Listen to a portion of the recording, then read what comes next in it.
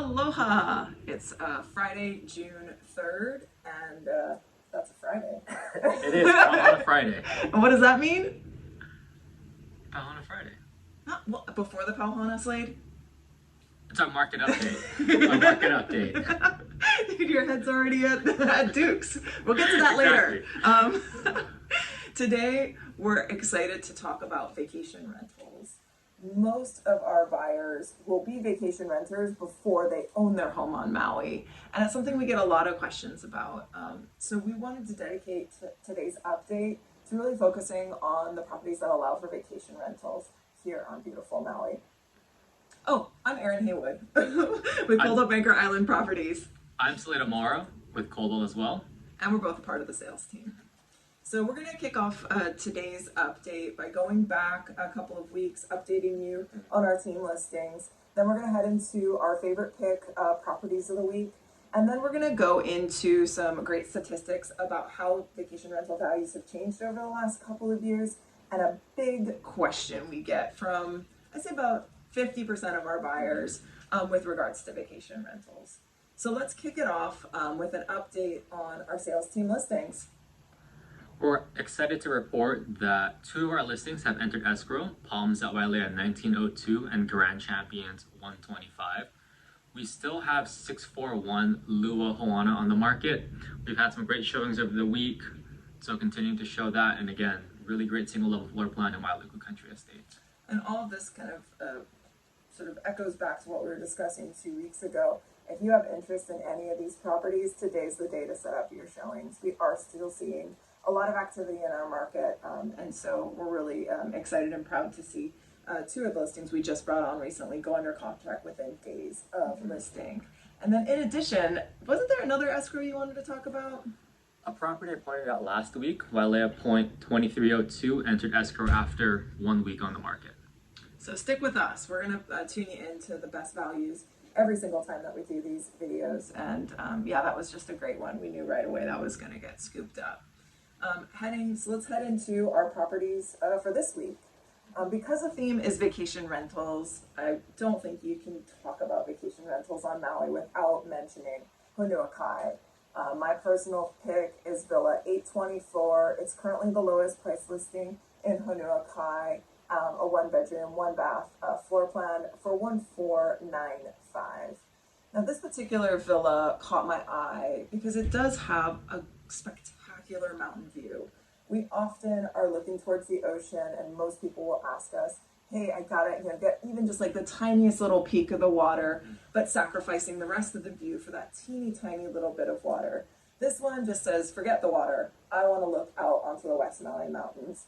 And on that 8th level, it really gets you up high enough so that you're not getting impacted by the ins and outs, cars coming in and out to that very popular vacation rental. So absolutely love that setting. You step out on your lanai, you see the majestic West Maui Mountains. And from that vantage point, you really get, kind of above any of the bustle you might see from the roadside of Honua Kai.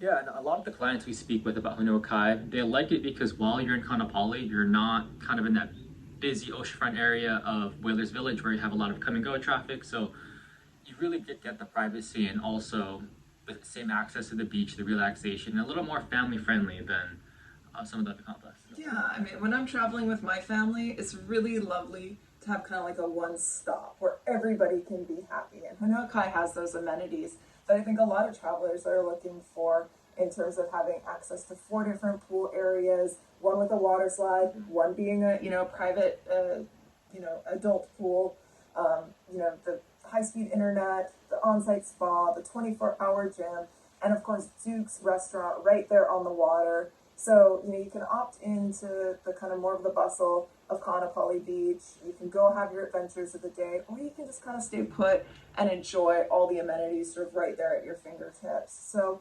I think that's why most of our owners, or most of our soon-to-be owners and clients, will ask us about Honua Kai when they're considering all of their options for a purchase of a vacation rental property. Right, the resort feel, location on the beach, and also the green open spaces. A lot of people have families there. The kids like to run around, play football, throw frisbee, spike ball, things like that. Definitely cater to the outdoor lifestyle.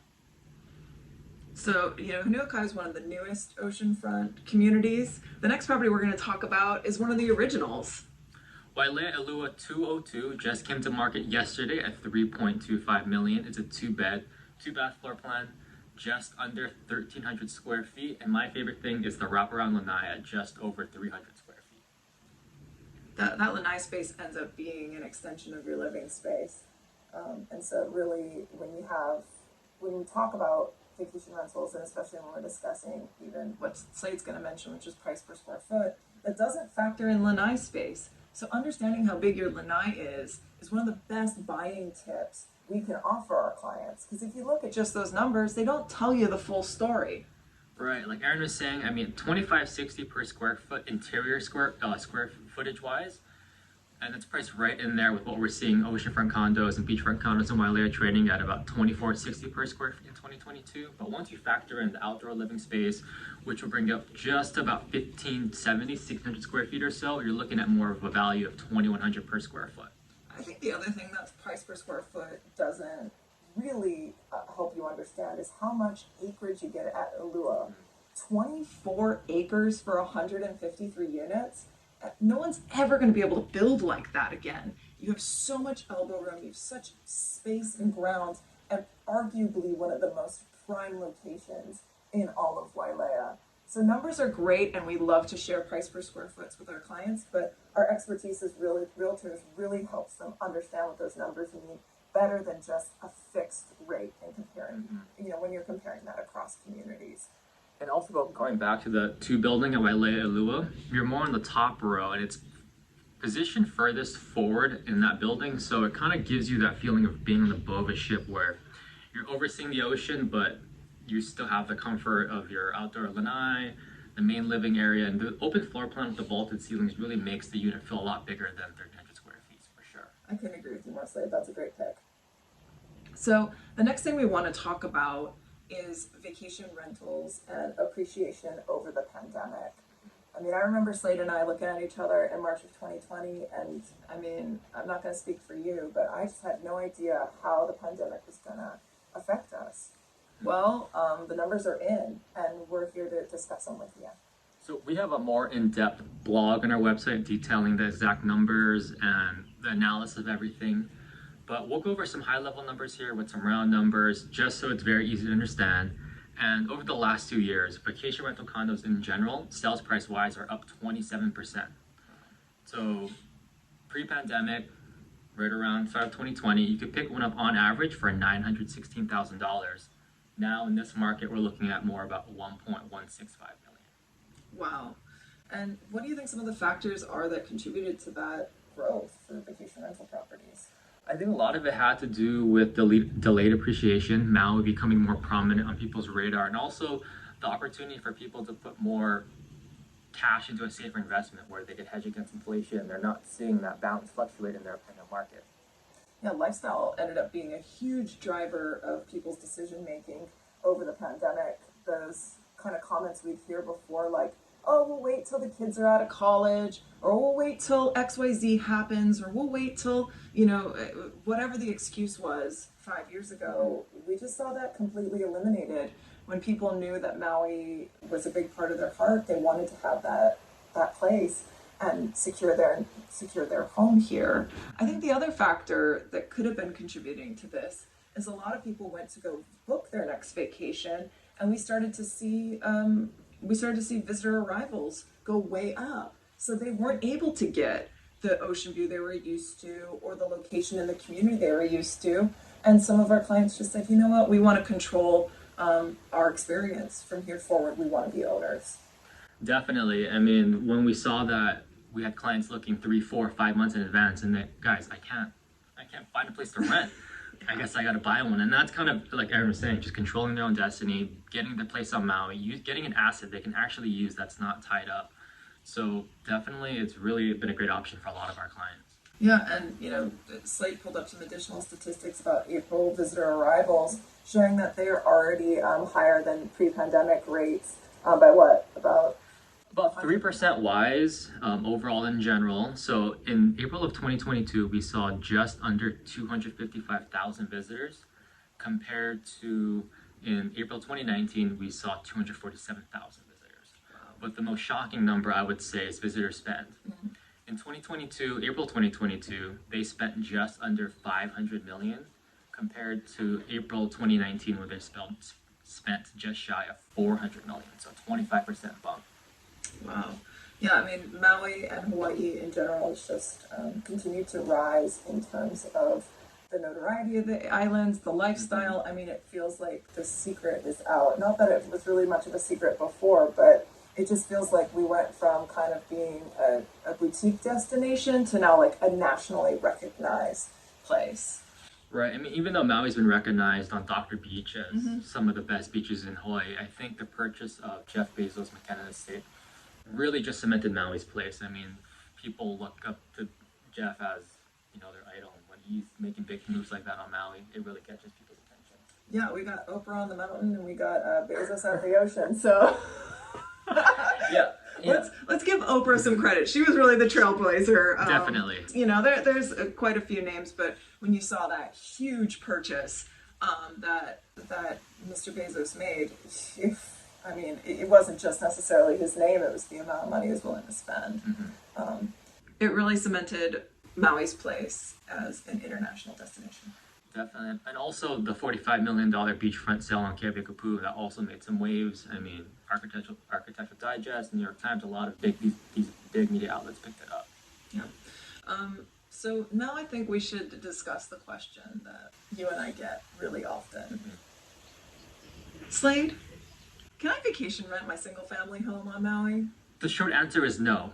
Single family homes are extremely hard to vacation rent. There is a process you have to go through, and you have a couple options, but in general, when we speak with clients, the easiest way to pivot them to that is looking at vacation rentals where they are already being used, they have existing bookings, they have the framework, they have the logistics in place. It's a lot more turnkey than trying to vacation rent a single family home. Really? Are you sure? I'm sure we get this question a lot. And while a lot of people, you know, they listen to the real estate podcast, they talk about what they're doing in their market, that's very specific to the mainland, whereas here in Maui, it's extremely difficult to vacation rent a single family home. And in addition to the county restrictions, we have communities on Maui, mainly Wailea and Kapalua, that expressly prohibit it. So even if you could find a workaround with the county, which some people have chosen to do, you can look on the county website for details on how to do that in terms of, or, you know, getting your bed and breakfast or short-term rental permit. But there, in addition to that, communities like Wailea and Kapalua that just flat out said, no, you can't even go that route. Mm-hmm. So it's not the answer most people want to hear, but it is the answer that applies to most residences on Maui. And to go back to Erin's point about the homeowners association not allowing it, even though that parcel may be zoned hotel, Mm-hmm.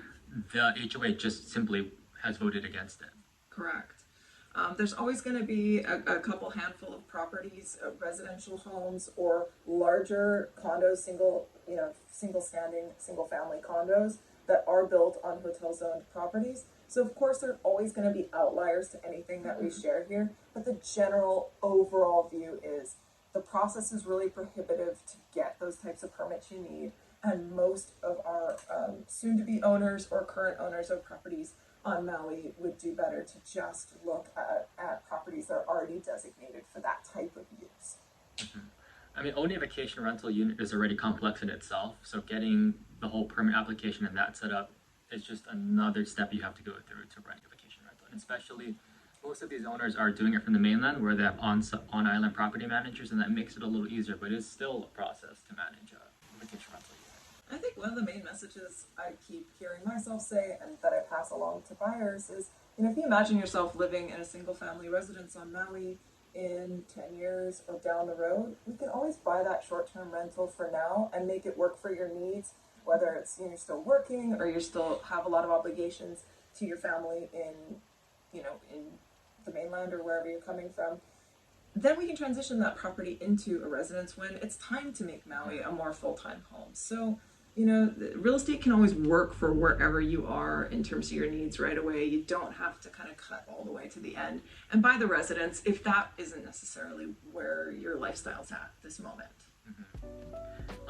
Like Erin said, in real estate, it's a process. It just take it step by step, and sometimes the steps you take now will set you up for the future. Very well said, Slayde. I think you earned that Pauhana. Dukes at Honua Kai. Okay, we'll see you guys there. Happy Aloha Friday. Bye. Bye.